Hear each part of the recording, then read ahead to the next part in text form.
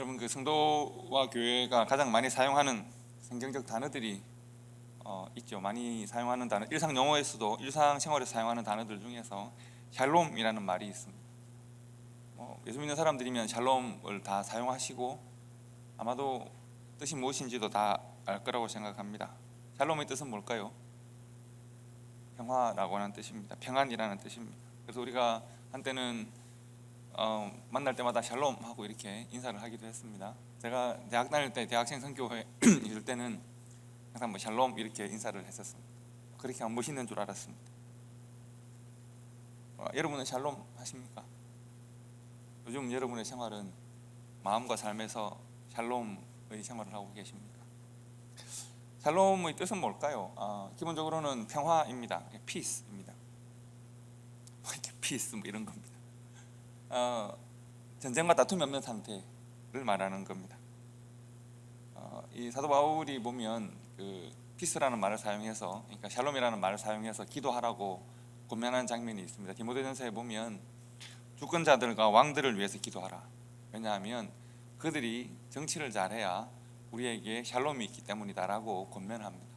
그러니까 그들이 그들에게 저항하지 말라, 반항하지 말라가 아니라 그들로 하여금 보다 나은 정치를 해서 전쟁이 없는 상태가 지속될 수 있는, 왜냐하면 전쟁을 통해서 늘 그들의 권력과 그들의 여러 가지 욕망 때문에 희생당하는 것은 늘 민중들이 희생을 당하니까요. 그래서 전쟁이 없는 시대를 만들기 위해서 권력자들을 위하여 기도할 것을 권면하는 그런 장면이 있습니다. 그래서 그때의 샬롬은 전쟁이 없는 평화의 상태를 말하는 겁니다. 그러나 단순히 평화라고 하기에는 샬롬은 좀 더 깊은 의미를 가지고 있습니다. 그러니까 우리가 평강 혹은 평안이라고 하는 것은 평화하고는 조금 다르죠. 단순하게 전쟁이 없는, 다툼이 없는 상태를 말하는 것이 아니라 우리의 내면과 관계에서 염려와 두려움이 없는 상태, 즉 내면의 평강이 유지되어지는 상태를 또한 샬롬이라고 말합니다. 이것은 객관적으로 내 삶의 외부에 전쟁이 있고 다툼이 있는가 하는 것과 관련이 있기도 하고 관련이 없기도 합니다. 관련이 있는 이유는 평화가 유지되는 것이 내 마음의 평강을 누리는 일에 도움이 되기 때문입니다. 예를 들면 지금 현재 코로나 때문에 평화가 유지되기 어렵잖아요. 객관적으로 삶의 외부적 조건들이 어렵고 힘든 상황 속에서 우리의 내 마음의 평안도 계속 위협을 당하기도 합니다. 그래서 삶이 힘들고 어려워서 내 마음의 평안이 깨지면, 누군가 나의 마음의 평안을 자극하기 때문에 내 마음의 평안이 깨지면 나는 샬롬 하지 못한 겁니다. 그런데 예수님께서는 이런 말씀을 하시죠. 평강을 너에게 주노니 곧 나의 평강을 너에게 주노라. 즉 내가 너희들에게 샬롬을 주고 나의 샬롬이 너희들에게 너희 마음에 잘 자리 잡기를 바란다. 왜냐하면 내가 너에게 주는 이 샬롬은 세상의 샬롬과는 다른 것입니다. 너희들의 마음에 근심이 있고 두려움이 있고 염려가 있을 때에도 너희는 마음에 근심하지도 말고 두려워하지도 말아라. 왜냐하면 나의 샬롬이 너희 안에 들어가면 세상이 너희들을 염려하게 하고, 세상이 너희들을 걱정하게 하고, 세상이 너희들을 분노하게 하고, 너희의 삶의 밖에서 너희를 자극하는 모든 것들로부터 너희가 자유로울 수 있을 것이다. 예수님이 주시는 샬롬은 세상의 샬롬과는 다르기 때문에 세상이 주는 자극과 고통과 고난 가운데서도 내 마음의 바다를 잔잔하게 유지할 수 있는 내적인 평강을 말합니다. 그것이 샬롬입니다.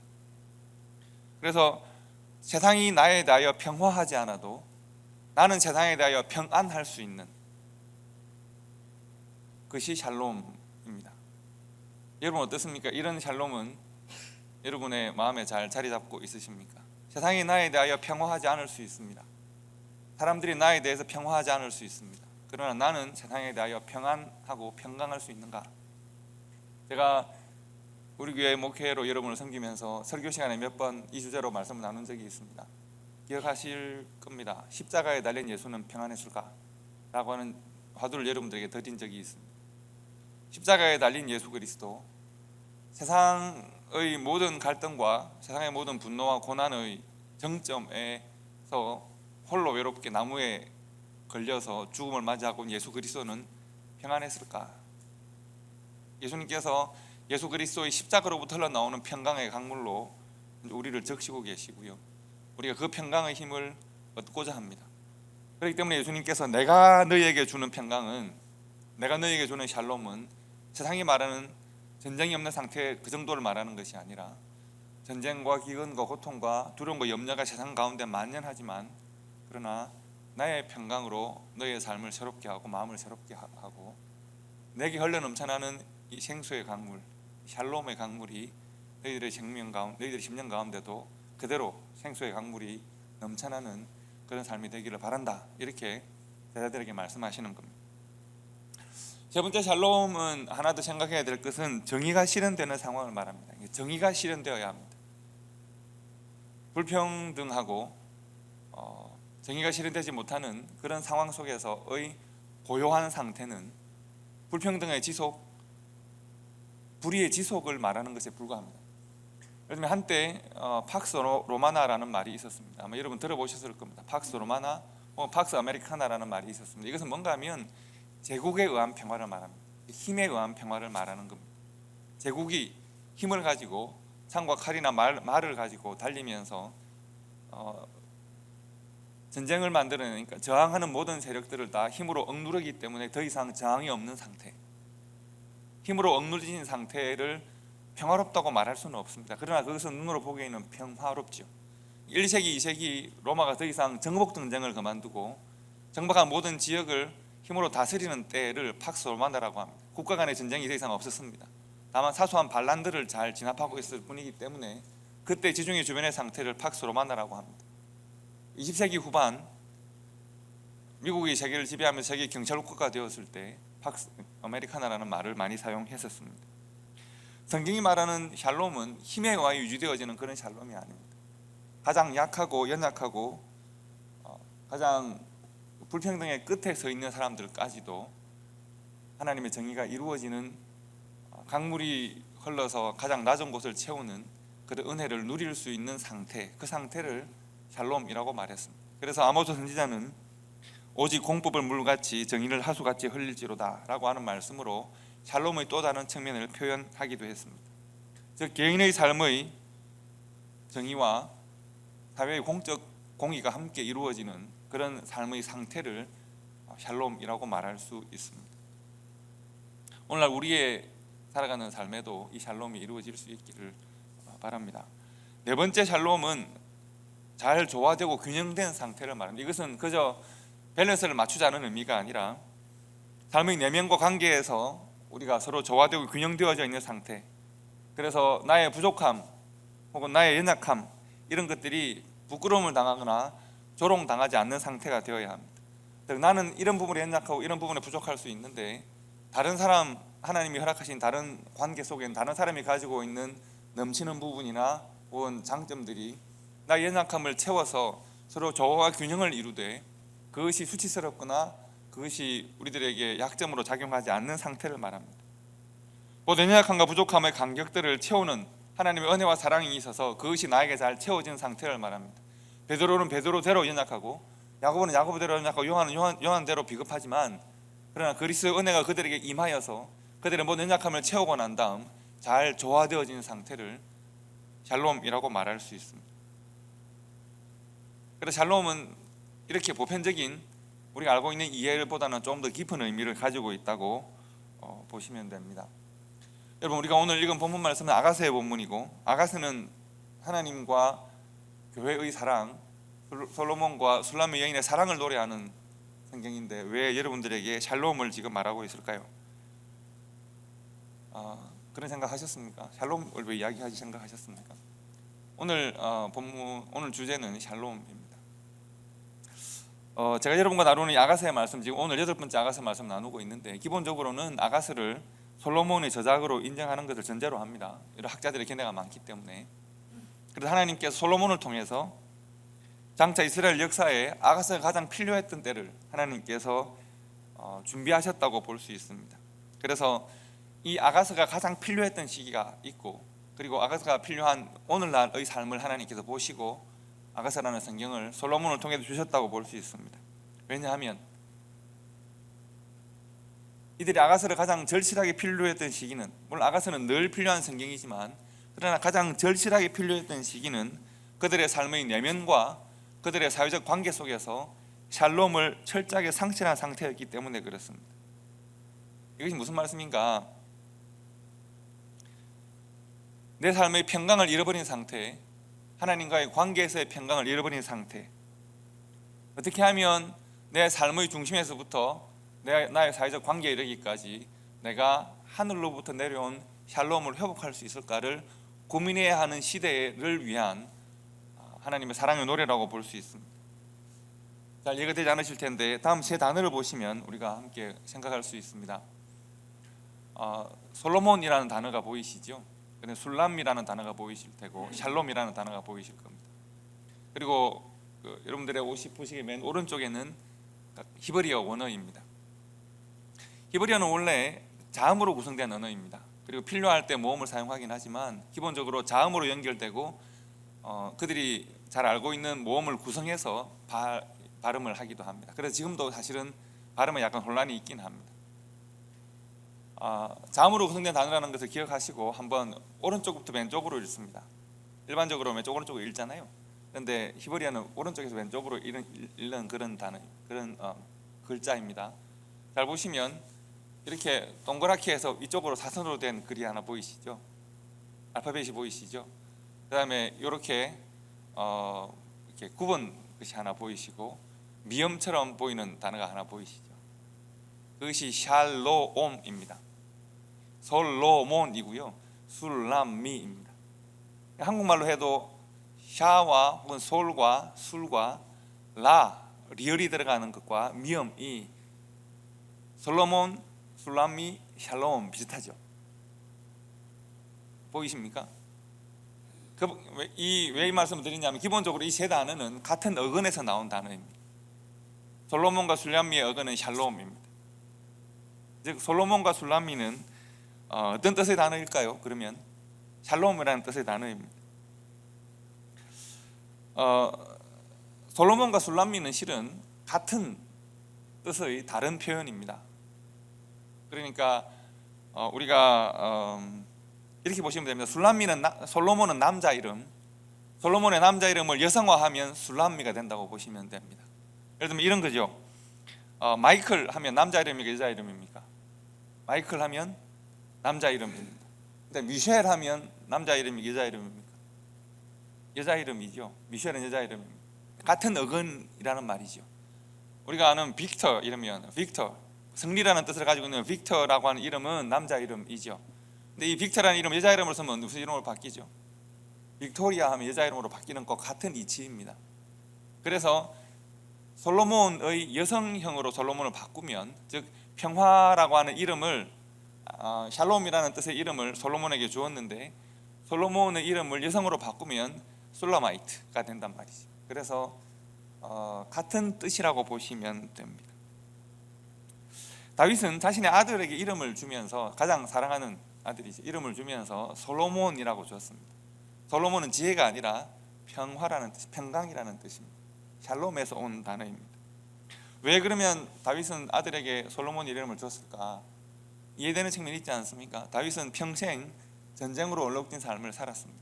하나님 인도하심을 받고 도우심을 받았지만 그러나 자신조차도 나의 손에는 너무나도 피가 많아서 내가 하나님의 전을 건축하고 싶은데 건축할 수 없구나 한탄했던 사람입니다. 내 아들의 시대에는 전쟁이 끝나고 평강의 시대가 오기를 바라는 마음으로 아마도 솔로몬이라고 이름을 지었던 것 같습니다. 솔로몬은 그래서 샬롬이라는 뜻의 이름을 가지고 있습니다. 그리고 그 솔로몬이 만난 여인이 오늘 성경에는 술람미라고 되어 있습니다. 술람미 여인은 솔로몬의 시에 등장하는 가상의 인물인지 아니면 정말 그 이름으로 존재했는지는 알 수는 없습니다. 중요한 것은 아가서라고 하는 이 사랑의 시편에 등장하는 솔로몬의라는 같은 이름의 여성형 이름으로, 즉 솔로몬의 여인으로 등장한다는 겁니다. 솔로몬이 샬롬의 사람이라면 술람미는 샬롬의 여인입니다. 신랑 되신 하나님과 신부된 이스라엘의 사랑을 노래하는 아가스가 실은 같은 이름입니다. 어떤 이름의 뜻이라고요? 샬롬이라는 이름을 뜻을 가지고 있습니다. 두 사람의 사랑은 샬롬을 향하고 있다는 뜻입니다. 교회와 하나님 사이에 어떻게 샬롬이 회복될 수 있을까? 두 사람의 사랑을 통해서 우리가 그 길을 찾을 수 있습니다. 또 하나, 오늘 여러분들 본문을 보시면서 당연히 궁금하게 여기셔야 될 단어가 하나 있었습니다. 오늘 말씀이 조금 어렵기 때문에 여러분들 처음 들으실 내용들이시기 때문에 잘 읽고 계실 가능성이 많은데요, 13절 한 절 안에 단락이 두 단락으로 나눠져 있죠. 잘 보십시오. 돌아오고 돌아오라, 술람의 여자여 돌아오고 돌아오라, 우리가 너를 보게 하라 하고 동그라미 하나가 딱 있고, 그리고 너희가 어찌하여 마하나임에서 춤추는 것을 보는 것처럼 술람의 여자를 보려 하느냐라고 하는 그 말씀이 있죠. 각각 다른 화자가 지금 말을 하고 있는 겁니다. 그리고 술람미 여인 여자를 보려느냐 해서 마하나임에도 춤추는 것을 보는 것처럼 이라는 말이 있습니다. 마하나임에도 춤을 춘다는 말은 무슨 말일까요? 여러분, 성경에서 마하나임이 언제 등장하는지 기억이 나십니까? 성경에서 마하나임은 언제 등장하는가? 마하나임이라는 이 단어는 두 군대라는 뜻입니다. 우리가 일반적으로 하나님의 군대 이렇게 이야기를 하지만 실은 두 개의 군대를 말합니다. 야곱이 야복 강가에서 노숙을 할 때입니다. 왜 그는 자기 재산과 가족들과 종들과 모든 것을 다 강을 건너서 보내고 왜 이 사람은 뒤에 야복 강 건너편에 남아서 노숙을 했을까? 왜 그랬을까요? 야곱은 아주 비겁한 사람이거든요. 왜냐하면 이 강을 건너서 누구를 만날 것입니까? 형님 에서를 만나야 합니다. 근데 에서는 지금 어떤 마음, 야곱의 생각이 어떤 마음으로 지금 자기를 만납니까? 복수심에 불타 있거든요. 그래서 맨 앞에는 선물을 보내고 짐승들을 보내고 종들을 보내고 또 덜 사랑하는 사람들을 먼저 보내고 가장 사랑하는 아들들은 뒤에 보내는, 이런 방식으로 먼저 다 보내고, 그리고 정작 자기는 강을 건너지 않았습니다. 에서가 너무 두렵습니다. 그리고 하나님 앞에 매달려서 기도하는 것이죠. 살려달라고, 하나님 나에게 복을 주시라고. 지금 야곱이 야복 강가에서 비는 복의 핵심은 에서의 위험으로부터 피하게 해달라는 겁니다.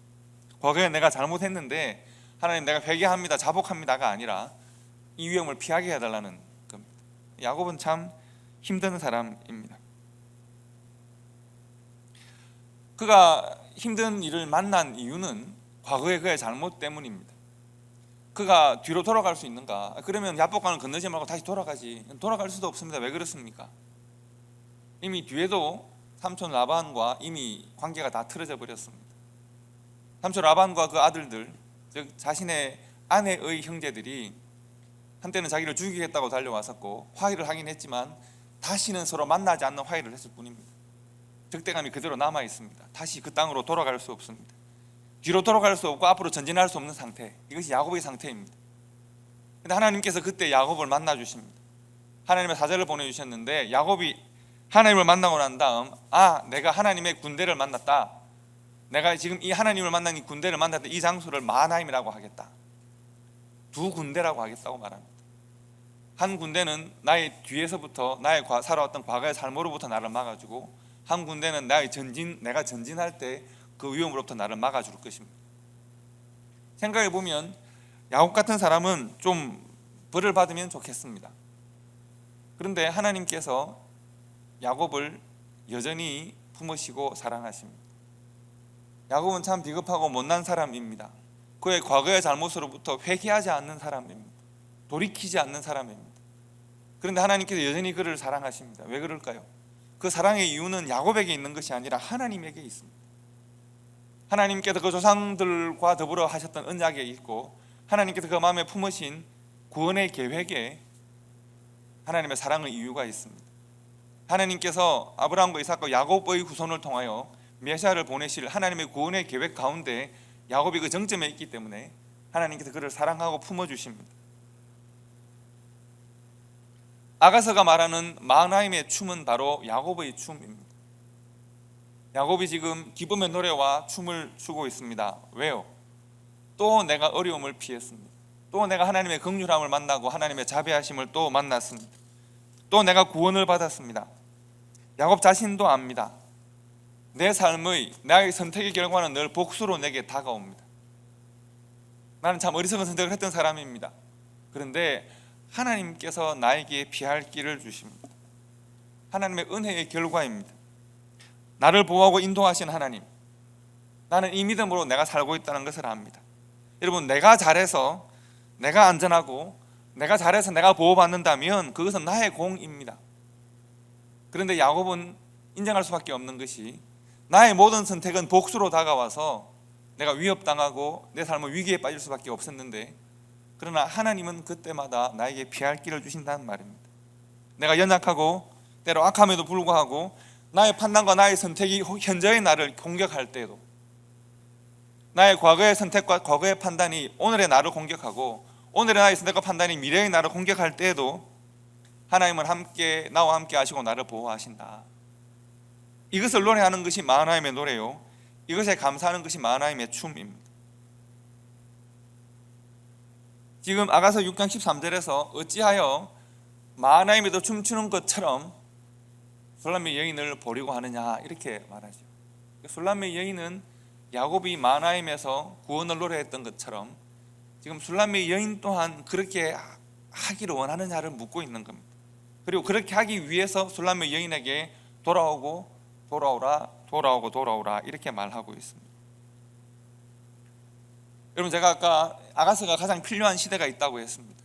그것은 당연히 바벨론 포로 시대입니다. 그들은 아가서로 만든 시를 묵상하고 아가서로 만든 노래를 함께 부르고 그리고 아가서로 만든 연극을 함께 봅니다. 그 속에서 그들을 향한 하나님의 음성을 듣습니다. 오늘 본문을 다시 보시면 돌아오고 돌아오라, 술람의 여자여 돌아오고 돌아오라. 우리가 연극 전개로 보면 이미 돌아왔잖아요. 이미 왕에게 돌아왔고 왕을 사랑하는데 또 왜 돌아오라고 하지? 술람의 여인은 한 사람이 아닌 이스라엘 전체이기 때문에 그런 거죠. 이제 먼저 돌아온 술람의 여인과 그리고 술람의 여인으로부터 왕에 대한 사랑의 설명을 듣고 술람의 여인과 함께 왕을 찾아 나서는 여인들이 함께 합창을 하는 거죠. 아직 돌아오지 못한 유대인들에게, 여전히 야곱의 삶을 살고 있는 유대인들에게, 하나님의 사랑의 대상이지만 여전히 복수의 미래를 만날 수밖에 없는 어리석은 선택을 하고 있는 그 유대인들에게 돌아오고 돌아오라, 돌아오고 돌아오라 4번 반복해서 외치고 있는 것이죠. 우리가 너를 보게 하라. 그리고 우리가 마하나임에서 우리의 조상 야곱이 춤추고 노래하고 구원을 노래했던 것처럼 우리가 술람의 여인이 하나님 앞으로 돌아와서 그 어리석은 선택과 어리석은 판단의 모든 결과가 오늘 나를 포로로 만들고 오늘 나를 식민지의 상황 가운데 어려운 삶을 살게 만들었다고 할지라도 여전히 우리가 하나님의 사랑의 대상임을, 여전히 우리가 하나님과의 관계의 회복의 대상임을 우리가 확인할 수 있도록 돌아오고 돌아오라고 이스라엘이 이스라엘에게, 회복된 이스라엘이 회복되지 못한 이스라엘에게, 회복된 유대인들이 아직 회복되지 못한 유대인들에게 외치고 있는 것입니다. 여러분, 극중에서 술람의 여인은 마음의 문을 열고 모든 장벽을 다 넘어섰습니다. 근데 현실의 유대인들은, 현실의 이스라엘은 그렇지 않았습니다. 그리고 안타깝게도 현실의 교회 또한 마찬가지입니다. 우리는 여전히 돌아와야 할 것이 있는 하나님의 사람들입니다. 하나님의 완전한 사랑으로 우리가 돌아가야 합니다. 하나님의 손을 잡고 우리가 한 단계 넘어서고 일어설 수 있어야 합니다. 삶을 용기 있게 믿음으로 살 수 있어야 합니다. 그래서 먼저 변화된 사람들, 먼저 그 사랑과 은혜를 깨닫는 사람들이 함께 노래합니다. 그걸 보면서 시온을 그리워하기는 하되 아직 변화의, 하나님과의 관계의 변화와 삶의 변화와 아직 하나님의 깊은 샬롬의 세계를 맛보지 못한 사람들에게 나와 함께 이제 왕을 찾아서, 하나님을 찾아서 샬롬의 세계로 들어가자고 지금 권면하고 있는 것입니다. 그래서 4번이나 반복해서 왕의 이름을 따서 솔로몬이 나를 사랑하는 왕이잖아요. 솔로몬의 여인 술람미 이름을 부르는 것입니다. 마치 마하나임에서 구원의 노래를 부르고 하나님을 찬양하고 구원의 은혜로 춤추는 야곱처럼 때로는 비겁하고 나약하고 이기적이었지만 하나님의 언약과 사랑을 다시 한번 힘입는 야곱처럼 하나님 안에서 그 아름다움의 가치가 새롭게 발견된 우리들이 하나님께로 돌아가자. 포도원에서 반디를 하다 한 금기에 걸린 소녀가 솔로몬, 평강의 왕 이름을 따라 술람미 여인으로 불리고 왕의 사랑을 받아서 왕의 여인이 되는 것처럼 이제 우리가 우리 조상 야곱처럼 참 못나고 악한 사람이지만 하나님의 사랑으로 말미암아 이스라엘이 되어지고, 그리고 교회는 여러분과 저는 구원받기에 합당하지 못한 사람들이지만, 그러나 하나님의 은혜와 십자가의 공로로 말미암아 이 세상에서 새로운 이름을 얻는 사람들이 되어야 하는 것입니다. 성도 여러분, 우리는 이미 하나님으로부터 새로운 이름을 얻었습니다. 야곱이 야복강가에서 기도하고 이스라엘이라는 이름을 얻는 것처럼, 포도원의 한 소녀가 솔로몬으로부터 사랑을 받고 술람미 여인이 되는 것처럼, 세상 가운데 버려진 채로 살아가는 우리들을 하나님이 발견하시고 우리를 사랑하셔서 예수 그리스도의 은혜를 우리에게 허락하여 주시고, 십자가 은혜를 우리에게 허락하시고 우리를 그리스도인이라는 이름으로 우리를 불러주십니다. 우리는 그리스도인이 되었습니다. 그리스도인으로 우리가 살고 있습니다. 이스라엘이 야곱이 이스라엘 된 것, 여인이 술람이 여인이 된 것, 우리가 그리스도인이 된 것은 같은 이치입니다. 우리가 하나님의 은혜를 깨닫고 의지하고 돌았을 때, 하나님이 군대로 우리와 함께 하심을 기억하고 하나님을 사모할 때 우리가 이스라엘이 되고 그의 나라가 되고, 제국 바벨론 아래에 신음하고 있을 때에도 우리는 샬롬을 회복할 수 있고, 이 막한 세상 가운데서 모든 사람들이 자신을 위하여 살아갈 때 우리는 그리스도인이 되어 살아갈 수 있게 됩니다. 예수 그리스도의 사람이 될 수 있습니다. 그래서 하나님은 여인들의 음성을 빌어서 여러분과 제게, 그리고 바벨론 시대 유대인들에게 하나님께서 소리 크게 외치고 계십니다. 뭐라고 외치고 계십니까? 돌아오고 돌아오라. 내가 너희를 기다리니 돌아오고 돌아오라는 것입니다. 야곱이 추었던 마하나임의 춤을 나와 함께 추자고 하나님께서 말씀하고 있습니다.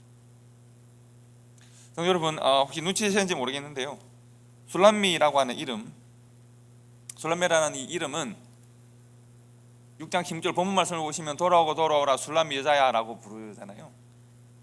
술람미라는 이름은 6장에서 처음 등장합니다. 아가서 1장부터 6장까지 5장 12절까지에는 한 소녀 여인으로는 등장하지만 이름은 처음 불립니다. 여인이 왕을 찾아 나서기 전에, 사람들에게 자기의 사랑을 증명하기 전에, 다른 사람들을 설득해서 내 사랑을 함께 찾아 나서기 전에는 이 이름이 소개되지 않습니다.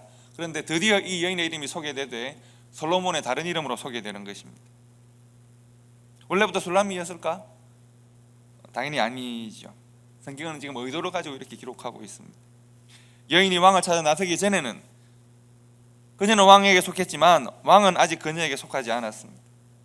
왕은 마음의 문을 열고 그녀를 자신의 세계로 끌어들였지만 그녀는 왕을 아직 맞이하지 않았습니다. 여인 속에 들어와 있는 것이 많습니다. 그것이 수치심이든 간에, 그것이 세상의 상식이든 간에, 그것이 세속의 욕망이든 간에 여인이 왕을 온전히 품지를 못합니다. 왕의 사랑은 여인에 대하여 선언되었지만 여인의 왕에 대한 사랑은 실행되지 않았습니다. 그런데 이제 여인의 사랑이 시작됩니다. 여인이 왕에게 속하였는데 아직 왕을 여인의 마음속에 모시지 못했던 그 여인이 자신의 삶의 문을 열고 마음의 문을 열고 왕을 자신의 삶 속으로 맞아들이기 시작합니다. 그리고 6장에서 거듭 선언되는 것은 나는 너에게 속하였고 너는 나에게 속하였다는 말이 선언됩니다. 왕은 여인에게 속하였고 여인 또한 왕에게 속하였습니다.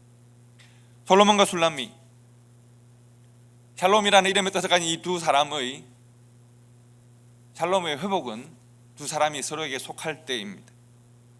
이스라엘의 참된 샬롬은 이스라엘이 이방 나라처럼 부자 나라가 되고 이방 나라처럼 열국이 제국이 되어져서 다른 나라를 다스리고 제국의 힘과 권력이 자기화되어서 내가 다른 나라를 억압할 수 있는 그런 자격을 얻을 때 내 삶에 샬롬이 회복되는가? 그렇지 않다는 것을 성경이 말합니다. 샬롬의 회복은 힘이나 부귀나 영화에서 오는 것이 아니라, 비록 제국으로부터 수치를 당하고 조롱을 당할지라도 그들이 하나님의 사랑을 깨닫고 그들이 하나님 안에서, 그리고 하나님께서 그들 안에서 역사하실 때, 그들이 하나님 안에서 믿음으로 살고 하나님은 그들 안에 역사하실 때 비로소 샬롬이 이루어집니다. 여인이 왕의 사랑을 받아들이고 왕이 여인을 사랑할 때 그들은 참된 솔로몬과 술람미가 되어서 함께 하나님의 평강을 노래하게 됩니다. 하나님께로 돌아올 때 하나님을 의지하여 하나님 안으로 들어가고 하나님을 내 마음에 모셔서 내 삶의 동력으로 하나님의 인도하심을 받을 때 비로소 완전한 샬롬이 이루어지게 됩니다. 그것이 완전한 사랑이자 완전한 샬롬이 됩니다. 그런데 오늘날 교회와 성도의 삶 또한 마찬가지입니다. 여러분 한번 생각해 보십시오. 지난 1년 동안 우리는 코로나로 통해서 코로나 때문에 많은 삶의 어려움이 있었습니다. 삶이 피폐해지고 관계도 어려워집니다. 걱정과 염려가 많고 분노와 짜증도 많은 것 같습니다. 한번 그런데 잘 생각해 보십시오. 그렇다면 우리가 코로나 이전에는 우리의 삶은 평안했습니까? 코로나 이전에는 우리는 늘 즐겁고 늘 감사하고 늘 샬롬 했었습니까? 그때도 우리는 여전히 세상의 염려와 재리의 유혹에 우리의 마음을 늘 빼앗기고 있었고 삶을 흔들리고 있었습니다. 즉 참된 샬롬은 세상으로부터 오는 것은 아닙니다. 참된 샬롬은 우리가 하나님 안에 있고 하나님이 우리 안에 있을 때 오는 것이지 세상이 우리를 샬롬하게 하는 것이 아니라는 말입니다. 다른 말로 바꾸면 세상이 우리의 샬롬을 빼앗아 갈 수도 없습니다. 삶의 안전과 샬롬은 다른 것입니다. 오늘 우리는 아가서를 통해서 참된 샬롬의 상태를 만날 수 있습니다. 참된 샬롬은 하나님과의 완전한 사랑에서 이루어집니다. 참된 샬롬은 하나님의 품에 돌아온 교회의 모습입니다. 돌아오라. 하나님은 여전히 우리들에게 말씀하십니다. 하나님에게로 돌아온 교회와 성도가 비로소 마하나임의 춤을 출 수 있습니다. 우리가 하나님께 속했고 하나님이 우리 안에서 역사하실 때 그것이 가능하다는 말입니다. 하나님이 우리를 발견하시고 우리를 품으시는 사랑과 그 사랑을 받아서 우리 또한 그 사랑의 동력으로 살아가게 될 때 참된 샬롬이 회복됩니다. 그것이 솔로몬이 술람미가 되는 것이고 술람미가 솔로몬이 되는 것이며 사랑과 샬롬이 만나는 바로 그 현장이라고 볼 수 있겠습니다. 그래서 아가서는 단순히 솔로몬이라는 한 개인이 술람미라는 한 개인을 사랑하는 그런 노래가 아니라 우리를 끊임없이 돌아오라고 부르시는 하나님의 우리를 향한 노래이면서 하나님과 우리가 완전한 샬롬을 회복하게 되는 열쇠를 주시는 노래이면서 그리고 우리가 하나님의 사랑을 받는 존재임을 확인시켜주는 노래입니다. 이 하나님의 사랑의 노래가 우리들의 마음에 있고 우리의 삶에 있어서 하나님의 사랑을 샬롬으로 만나서 샬롬이 늘 회복되어지고 샬롬을 세상에 증거하는 우리 초교회와 성도가 되시기를 주님의 이름으로 축복합니다. 기도하겠습니다.